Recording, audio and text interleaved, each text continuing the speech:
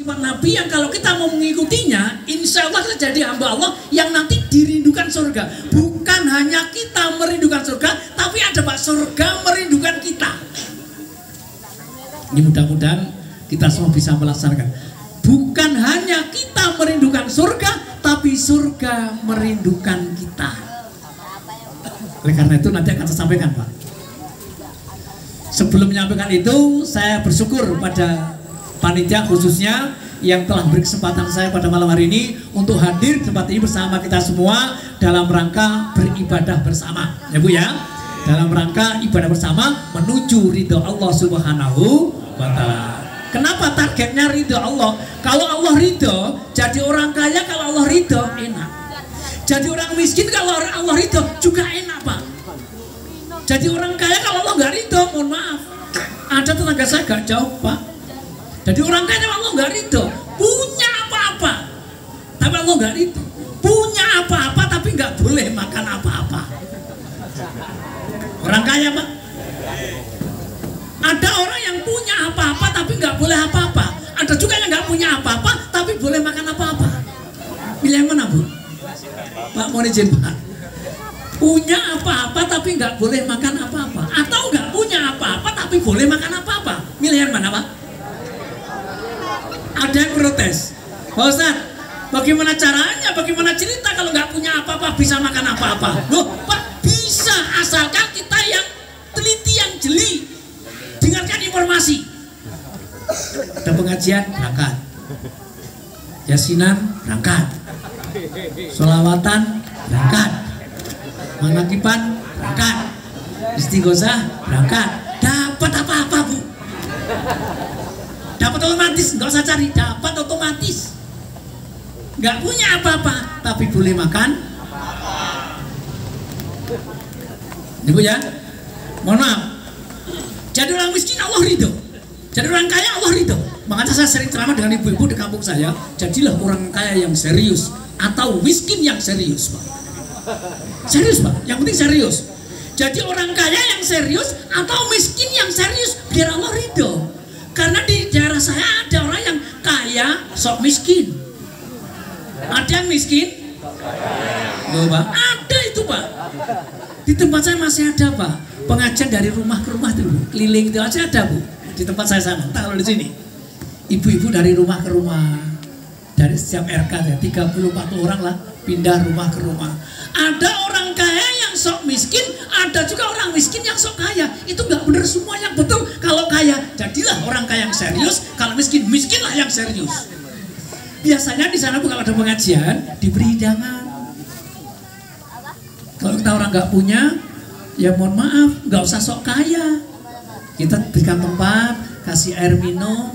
Kita punya kacang, berikan kacang. Punya kerupuk, berikan kerupuk. Seadanya kita orang nggak punya. Begitu caranya, jangan sok kaya. Ada juga orang kaya yang sok miskin.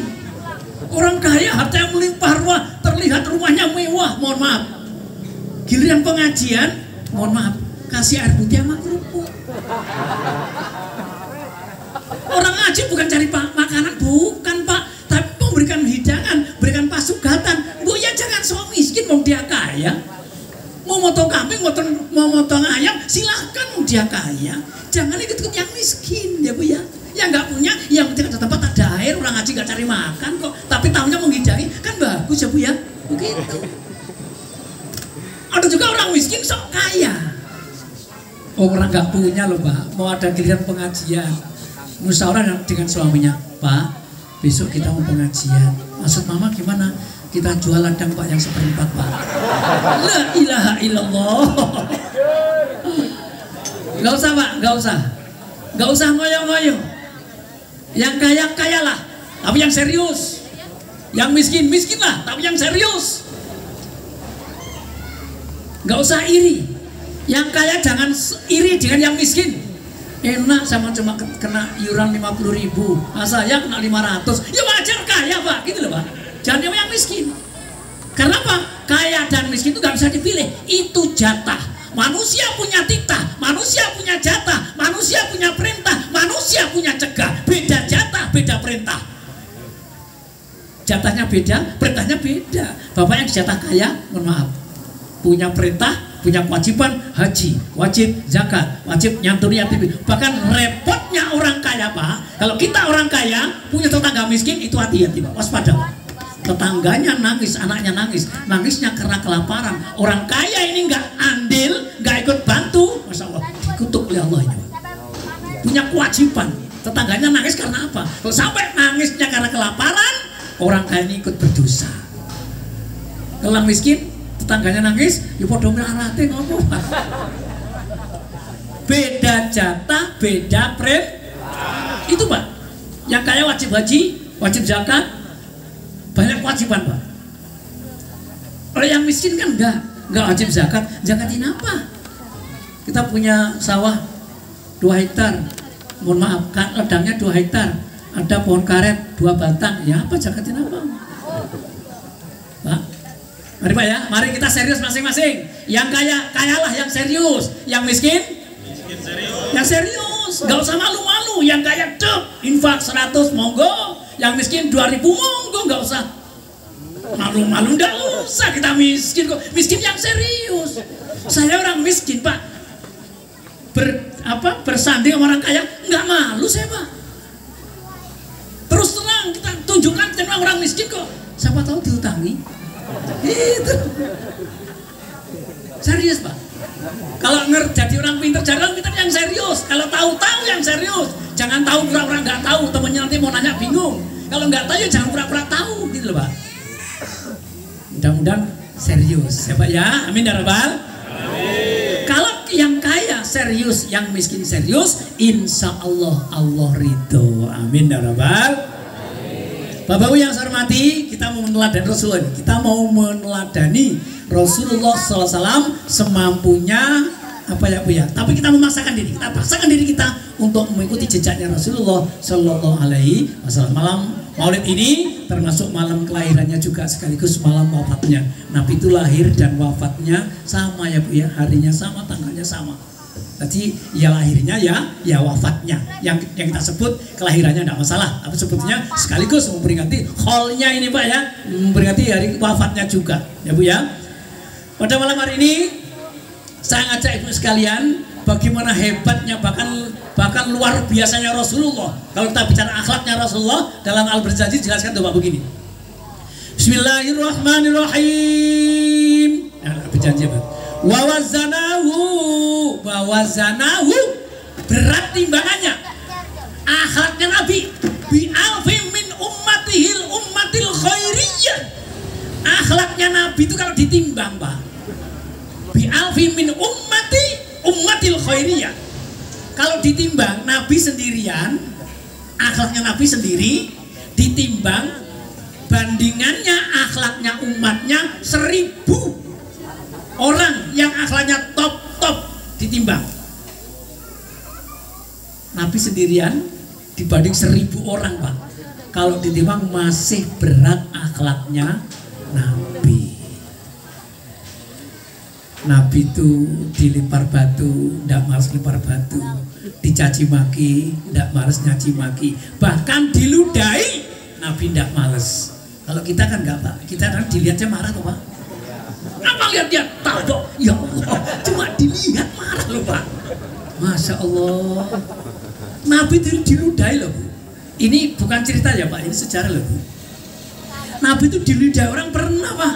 Bahkan pernah juga jalan dengan Fatimah, datang orang kafir itu ngambil debu lalu ditaruh di atas kepala Rasulullah. Nabi tidak marah Pak, yang emosi malah Fatimah. Ya Rasul, hajar aja ya Rasul. Fatimah emosi, apa kata Rasulullah? Fatimah anakku, tugas bapak bukan mengajar tapi memberitahu yang belum tahu. Dia begitu karena dia belum tahu. Kalau dia sudah tahu nggak akan begitu. Nabi, kalau kita jangan kan kalau dikasih debu ya Allah, dilihat kadang-kadang marah ya Bu ya. Ini ada yang merasa nih Pak, ada yang pernah marah dilihat kan. Udah curiga aja Bu ya. Nabi pernah diludahi. Kapan Nabi pernah diludahi? Mari kita nanti kita bandingkan dengan perilaku kita Pak. Nabi itu pernah dijadikan objek sayembara. Ketua panitianya Abu Jahal. Bagaimana bentuk sayembaranya? Barang siapa yang bisa membuat Muhammad itu marah akan diberi hadiah 100 onta dan 100 wanita. Giopo Pak, 100 wanita lho Pak. Giopo. sayembaranya, siapa yang bisa membuat Nabi Muhammad marah? Kalau membuat marahnya Bapak Ibu kayaknya gampang loh ya. Apalagi buat marah kita-kita ini gampang sekali. Kalau penceramah ini bukan marah Pak, tapi dalam hati dongkol. Kalau apa? Mikir apa enak. Kalau ini mikir penak, alhamdulillah. Kalau mikirnya nggak penak tuh memang di sini tuh nggak enak tuh Pak. Saya pernah ceramah itu Pak, belum naik panggung udah pengen pulang. Ya karena mic-nya nggak penak, ini alhamdulillah mic-nya penak banget alhamdulillah. Karena apa? Ceramah tuh yang udah ya mic-nya ini loh Pak, salonnya ini yang paling pokok, itu alhamdulillah enak banget. Ya Bu ya, Nabi pernah dijadikan objek sayembara. Salah satu pemuda kafir datang pada panitia Abu Jahal, ya Abu Jahal, saya mau ikut sayembara, mau petunjuk. Istilahnya Pak. Bagaimana supaya Muhammad marah? Mas, Muhammad itu tiap Jumat lewat sini. Terus ludahi aja dia kan marah. Bu, betul, dihadang oleh pemuda tadi dalam rangka mengikuti lomba sayembara itu. Nabi Muhammad lewat diludahi Pak. Ini ludahnya ludah, izin Pak Kepala Kampung, ludah Jawa Timur begini. Cung. Jawa Timur itu kasar gitu Pak Lurah. Kalau Solo enggak, ini ludah dari Solo. Solo itu kual loh. Ada yang Pak dari Jawa Tengah. Ini kita semua orang, izin Pak Kepala Kampung, ini semua orang Lampung, termasuk saya orang Lampung. Cuma asalnya berbeda. Saya orang Lampung, KTP saya Lampung Pak. Cuma saya lahir di Surabaya, ya Pak. 62 tahun yang lalu. Pak nggak kerasa 62 tahun bernapas nggak pernah bayar Pak Agus, alhamdulillah nggak pernah bayar. Ibu diludahi ludah Jawa Timur. Kalau Jawa Timur itu kasar gitu Pak. Kalau Solo kan pelan, termasuk makanya orang Jawa Timur itu rumahnya pintu terus sering rusak. Gara-gara nutup kasar, nutup pintu, beda karo wong Solo, pintunya awet. Mau nutup pintu ditanya dulu, tak tutup ya. Sebetulnya yang bagus itu yang kasar apa yang halus Ibu? Enggak juga. Kalau Ibu ditanya yang betul yang kasar apa yang halus, yang baik yang halus, jawabnya tergantung situasi dan kondisi. Itu jawabnya Pak. Rumah sampean kebakaran, tonggone Solo kabeh habis Pak. Rumah sampean kebakaran, saya punya sama di belakang rumah punya kandang sapi, punya kandang kambing, punya ternak kambing kebakaran, tonggone wong Solo kabeh entek nih Pak. Lah kenapa? Timi gini Pak Lurah. Lah Pak Lurah mohon maaf. Saya kesini pertama silaturahmi. Yang kedua mau ngasih kabar, itu tetangga saya ada kebakaran. Ini selesai Pak, itu habis Pak. Ini tangganya Solo. Tapi kalau tangganya orang Jawa Timur gak gitu. Woi, kebakaran. Betul selesai. Betul Pak? Pertanyaannya, yang betul yang halus yang kasar? Tergantung situasi dan kondisi. Artinya apa? Kalau waktunya halus, jangan kasar-kasar. Kalau waktunya kasar, iya, jangan mau kebakaran kok kelemar nggak jadi. Kalau gitu kasar aja, ya jangan semua kasar. Ngedusi mayat, ya jo kasar. Ngedusi bayi, ya jo kasar. Waktunya halus. Istilah saya dalam bahasa saya Pak Kepala Kampung, lek wayahe ngono ojo ngene, lek wayahe ngene ojo ngono. Yang selamat itu Pak, itu yang selamat. Lek wayahe dibuka ojo ditutup. Lek wayahe ditutup, harusnya ditutup. Kenapa dicinceng nih? Akhirnya meteng nganggur. Di sini nggak ada alhamdulillah. Di luar sana Pak. Lek wayahe ngono ojo ngene, wayahe ngene ojo. Waktu begitu jangan begini, waktu begini jangan begitu. Iki wayahe ditutup malah dicinceng nih. Akhirnya sambar lawa meteng Pak. Siapa yang salah? Salah yang buat cinceng nih. Mak, mohon maaf, yang suka sen kanan belok kiri, mohon maaf. Lenggeng ngesennya kanan belok kiri, mak itu. Lek wayahe ditutup jangan dibuka Bu. Kalau waktunya dibuka ya jangan ditutup. Apa maksudnya? Rapi semacam ini waktu ibu-ibu keluar rumah ikuti syar'i. Dalam rumah enggak, kenapa? Ikut suami. Itu Pak. Keluar rumah ikut syar'i harus rapat, kecuali wajah wakafah ini. Tapi dalam rumah ikut suami. Kalau di rumah rapet loh Pak, ini rumah terus jilbaban rapet, tutup rapet, kaos kaki bapaknya nggak bisa ngelirik belas, enak. Oh di rumah gak usah rapet-rapet bu, ikut suami aja. Suaminya seneng pakai ibu yang panjang, pakai yang panjang. Suaminya yang seneng ibu pakai yang pendek, pakai yang pendek. Bahkan suami ibu seneng gak pakai, gak usah pakai. Naik girap-girap. Ini kita mau mengikuti ajaran Nabi nanti Pak. Apa ya gitu? Kalau waktunya begitu jangan begini. Wayai sholat, wayai kerja. Ojo sholat terus, kapan kerja nih? Ojo kerja terus, kapan? Gitu loh Pak. Sudah lah, nggak usah ngoyo-ngoyo sholat itu. Tapi lek wayai mawon. Salah ngomong nggak ini Pak? Sholat nggak usah ngoyo-ngoyo. Kalau pas waktunya saja. Kerja juga begitu. Wa bataghi fima atakallahu daral akhirah wa la tansa nasibaka minad dunya.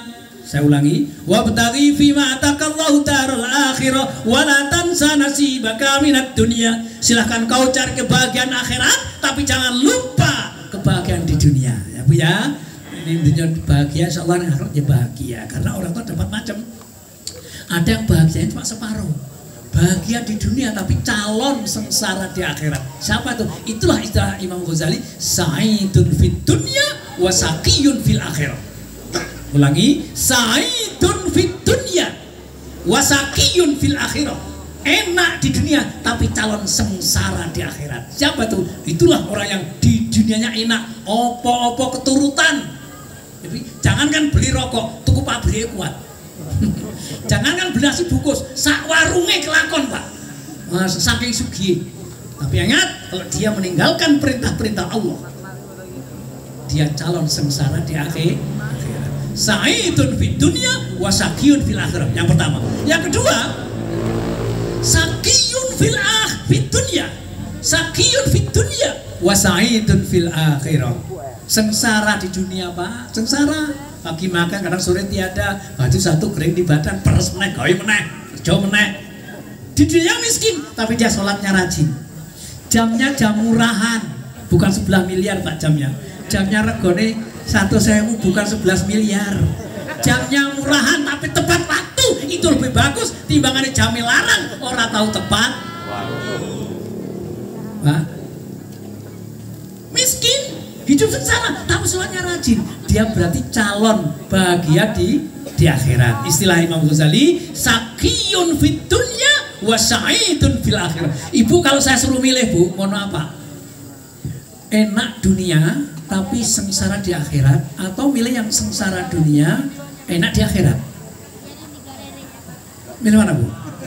Lah milih sing gak enak ya Bu. Rakus nano, ditawani sing loro malah milih sing enak. Choice-nya cuma dua, pilihannya cuma dua. Ojo milih sing ora enak. Andaikan pilihannya cuma dua, ayo Bu, gak usah ragu-ragu. Milih sengsara dunia, no problem, gak masalah. Sebentar kok Pak. Tapi calon enak di akhirat. Saqiyun fid dunya wa sa'idun fil akhirah. Itu yang kedua. Yang ketiga, naudzubillah, saqiyun fid dunya wa saqiyun fil akhirah. Sengsara dunia, sengsara akhirat. Alhamdulillah amin. Yang pertama tadi masih lumayan, enak dunia, sugih Pak, mau apa-apa keturutan, tapi tidak sholat, calon sengsara akhirat. Penak dunia, sengsara akhirat. Yang kedua tadi, sengsara dunia, enak di akhirat. Nah, kalau suruh terpaksa hanya dua, milih itu. Yang ketiga, alhamdulillah, sengsara dunia, sengsara. Yang pertama tadi sugih tapi sengsara akhirat. Nomor loro melarat tapi enak akhirat. Yang ketiga ini melarat dunya sengsara wis pokoknya ning dunya digetaki wong.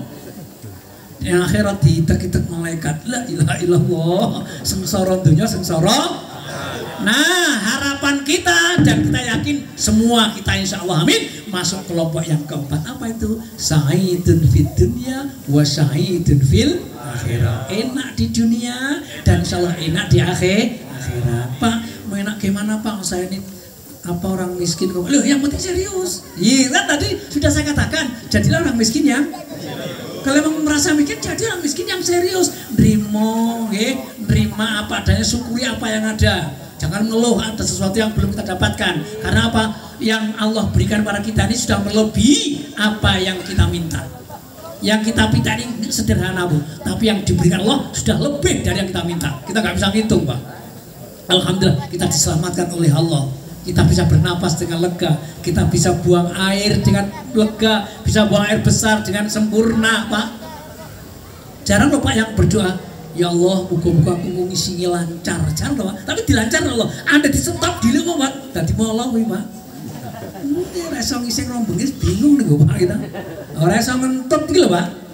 Ada penelitian di Amerika Pak, orang karena nggak bisa ngentut itu menghabiskan uang andaikan dirupiahkan sampai 50 juta Pak. Karena nggak bisa ngentut operasi, gara-gara nggak bisa ngentut jenengan dadut lancar loh Pak. Jarang bersyukur Pak. Mudah-mudahan kita termasuk yang sa'idun fid dunya wa sa'idun fil akhirah. Selamat dunia, selamat akhirat. Mbuh sugih, mbuh miskin, yang penting serius. Wayahe salat, wayahe kerja, wayahe dibuka, wayahe ditutup ya Bu ya. Insyaallah wayahe ngono aja ngene, wayahe ngene aja ngono. Begitu insyaallah kita selamat dadi masuk kelompok yang sa'idun fid dunya wa sa'idun fil akhirah. Bapak Ibu yang saya hormati, Nabi Muhammad lewat oleh pemuda tadi diludahi punggungnya Pak. Marahkah Rasul? Ndak. Ditengok yang diucapkan beliau subhanallah. Delok sing idoni karo muni subhanallah. Lah jenengan didoni noleh mesti cok ngono Pak. Nggih Pak. Cok niku napa Pak? Ibu jangan curiga loh. Ngaji kok bisa mboten lho ngomong cok lho. Diludahi tek mesti noleh. Jelas cok Pak. Nek Jawa Timur cok niku ngarepe enten Dian. Kalau teng mriki Pak kepala kampung ya, ujungnya ten mae ya Pak. Tapi kabeh nek cuke Pak. Wong lek muni cok padha sak tergantung nesu apa ora. Sing dosa nesune lho Pak. Haji mohon maaf. Rasul matur, la taqtub innal ghuduma min amali syaitan. Jangan sok marah-marah to. Marah perbuatan setan. Sing dosa mergo nesune. Lek muni cuke ora dosa Pak. Nggih. Lah sejarah yang disejarahkan oleh ahli budaya Gus Muafik Pak. Cok ini kan sebutnya kan nama loh Pak itu Pak. Nama salah satu alat perang tank kecil Pak. Tank minyak Belanda kecil Pak. Kecilnya tuh bukan berarti kecil-kecil, bukan. Kecil bisa masuk ganggang rumah, bisa masuk Pak. Kecil. Nah mereknya, namanya itu seperti kan kayak mobil ya Innova Kicau itu Pak. Itu namanya tank yang tuh nembak orang itu namanya DANCOX. Nek diwaca ya dancuk ngoten Pak. Itu alat senjata perangnya orang Belanda Pak. Nah orang Surabaya sebelum 10 November sudah ada Pak yang dancuk, sudah ada tuh Pak sebelum 10 November. Kalau dia datang masuk ganggang kampung itu Pak, orang Surabaya pada ngomong awas dancuk gitu Pak. Itu asalnya. Cuma saya ki anu Pak, orang lain itu terus ngisuk. Ya Allah, yang dosa karena marahnya tuh orang Surabaya itu walaupun ngomel tuh nggak dosa malah dapat pahala. Ngomong ikan awas enek dancuk kondon delik gitu loh Pak. Nyambung Bu? Yang sudah tahu syukur, yang belum tahu wah lam ngerti no awal mulanya dancuk itu Pak. Itu nama tank ya yang Belanda. Sekarang di Surabaya Pak jangan kaget Pak, di kantor tuh masih biasa kalimat itu Pak. Iya cowok kabarnya cowok biasa gitu Pak di Surabaya Pak. Kebetulan saya orang Lampung yang sering ke Surabaya. Nah mudah-mudahan Nabi Muhammad kita tirukan Bu, didoni wong diludahi oleh peserta sayembara tadi bukan miso tapi malah subhanallah. Nabi tidak marah, justru yang meludahi yang marah. Lapor karo panitia, izin lapor Abu Jahal. Kok Muhammad nggak marah? Sudah saya ludahi. Ditanya oleh Abu Jahal, yang kamu ludahi apanya? Punggungnya. Oh, kalau punggungnya nggak marah, depan. Kalau gitu, saya tunggu nanti pada Jumat kedua. Jumat pertama diludahi punggungnya nggak marah. Saya tunggu Jumat kedua. Jumat yang kedua anak buah lewat diludahi lagi Pak. Jawa Timur Pak. Depan. Nabi tetap yang beliau ucapkan subhanallah, enggak marah Pak. Lapor lagi dengan panitia, Abu Jahal, Muhammad sudah saya ludahi depannya, kenapa enggak marah? Apa jawabnya? Kamu ludahi berapa kali? Ya 1 kali. Lu kurang banyak. Mikir lagi Pak. Kalau gitu tunggu Jumat yang ketiga. Jumat yang ketiga Nabi lewat Bu, diludahi lagi. Enggak tanggung-tanggung, seluruh serban di lilin diludahi banyak. Cuk. Tetap subhanallah, Nabi tidak marah. Akhirnya ke masjid, Nabi nggak langsung masuk masjid, Nabi nyuci serban dulu. Habis nyuci serban, serbannya dijemur. Sampai sahabat turun negor Kanjeng Nabi. Ya Rasul, kenapa nggak langsung masuk masjid? Sebentar sahabatku, saya nunggu serbanku kering. Kenapa ya Rasul? Serbanku saya cuci. Kenapa ya Rasul? Serbanku kotor. Kenapa kotor ya Rasul? Pokoknya karena kotor. Nabi tidak terang-terangan Pak. Kalau Nabi ngomong, tadi serbanku ini kotor karena diludahi oleh Risma Astakestra. Wah, pasti pendukung Nabi kesini Pak. Goleki Pak, endi pelakune Pak, endi provokatornya Pak, digoleki Pak. Nabi nggak ngandalkan itu Pak. Sampai apa namanya, diludahi tadi, Nabi nggak ngomong. Kalau diludahi orang itu nggak ngomong Pak, karena Nabi tahu dampaknya. Kalau ngomong diludahi bocah Astakestra, mesti pendukung Nabi rene kabeh Pak, goleki Pak, ngacak gitu Pak. Jumat pertama lolos, Jumat kedua lolos, ketika Nabi masih diludahi. Jumat yang keempat Nabi berangkat, nggak ada yang ludahi Pak. Nabi cari informasi, kemana pemuda yang biasa meludahi saya. Didapatkan informasi bahwa pemuda yang biasanya meludahi Nabi itu sedang sakit. Apa kata Rasulullah? Innalillahi wa inna ilaihi rajiun. Ya Allah, sakit. Nanti habis Jumat saya tengok. Ya Pak, wes ngerti sing tukang meludahi sakit, dia masih mau nengok. Coba jenengan.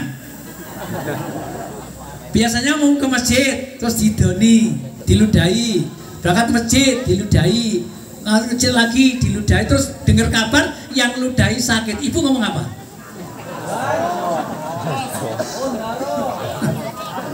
Kalau Jawa Timur modar kowe. Sama Bu, itu elek kita. Itu kita akui Pak, itu jeleknya kita Pak. Pulang dari Jumat yang keempat, Nabi temu istrinya. Ya istriku, siapkan kurma, siapkan madu, siapkan roti. Pokoknya Rasul, aku mau jenguk saudaraku sakit. Dianggap saudara loh Pak, ya Allah. Begitu Nabi datang, pemuda tadi gemetar, keluar keringat dinginnya, ketakutan, dikira Nabi mau balas dendam. Sebelum dia berbicara apa-apa, Rasul melihat dia gemetar, tegur Rasulullah. Mas, sampean kok ketakutan kenapa? Kok sampean takut? Saya kesini bukan mau balas dendam. Saya tahu sampean sakit nih loh, tak bawakan kurma, tak bawakan madu, tak bawakan roti, cepet dimakan Mas, biar sama segera sembuh. Nanti kalau sembuh kan bisa ludahi saya lagi. Bu, luar biasa, nggak umum Pak Rasulullah, nggak umum, luar biasanya nggak umum Nabi. Bukannya itu, mohon maaf, izin saya berdiri Pak. Nabi itu pernah duduk di serambi masjid semacam ini, ada pemuda datang kencing di depan Nabi Pak, mohon maaf. Jangankan Pak Kepala Kampung, Pak RT saja, maaf. Pak RT duduk di sini, ada pemuda atau kencing depannya Pak RT. Kira-kira diapakan kan? Terus Pak, minimal tabak kepalanya itu Pak. Ini Nabi loh Pak, Nabi, pemimpin dunia. Lah kok anak pemuda datang langsung kencing depan Nabi? Nabinya diam, sahabat yang di belakang turun mau nabok Pak. Sahabat turun mau nabok itu. Apa kata Nabi? Sahabat, la tazrimu, kata Rasulullah, la tazrimu. Apa maksudnya? Sahabat, bene, ojo mbok pedot. Biarkan, jangan kau putus. Kenapa putus? Kan dia lagi gitu loh. Lagi tabak, terus putus. Makanya la tazrimu, jangan kau putus, biarkan selesai. Selesai. Kok nggak tahu, bapak tahu itu. Nanti bersuci pakai teori gedek. Lantas serimu. Setelah selesai dipanggil Rasulullah. Mas, inna hadhil masajid la tasluhu misain hadha. Mas, ini masjid loh Mas, zaman nggak pantas kencing begitu. Lembutnya kayak gitu loh Pak. Kalau Pak kepala kampung saya nggak jamin begitu Pak. Langsung jalan, lu mana? Wah gitu Pak. Meskipun kecil kalau pakai cincin sakit loh Pak. Wah sakit. Perkiraan saya Pak ngomong begitu, apalagi saya. Lata jerimu, jangan kau putus, biarkan. Setelah selesai mau dipanggil, Mas kesini. Inna hadhil masajid, masjid yang ditonjolkan Pak. Mas ini masjid, sama nggak pantas kencing semacam itu. Itu kalau Nabi Anda kita, Mas nggak tahu siapa saya? Wah, gitu. Kalau orang sana gitu, saya yang ditonjolkan, Mas nggak tahu kamu siapa saya? Nabi nggak begitu. Yang lebih goblok yang nanyain siapa saya, kok malah nanya loh Pak. Itu lebih goblok lagi Pak. Nabi nggak begitu. Masjidnya ditonjolkan, luar biasa. Gara-gara mau ditabok sahabat nggak jadi, kok malah bosnya Rasul selembut itu, dia kagum. Gara-gara kagum, ya Tuhan, saya ikut Tuhan. Akhirnya dia masuk Islam lah, itu ringkasnya. Jadi awalnya gara-gara kencing berdiri terus masuk Islam. Kalau sini kan enggak, masuk Islam dulu terus. Kayaknya ada pelapnya di sini Pak. Waktu di ladang ya Pak ya.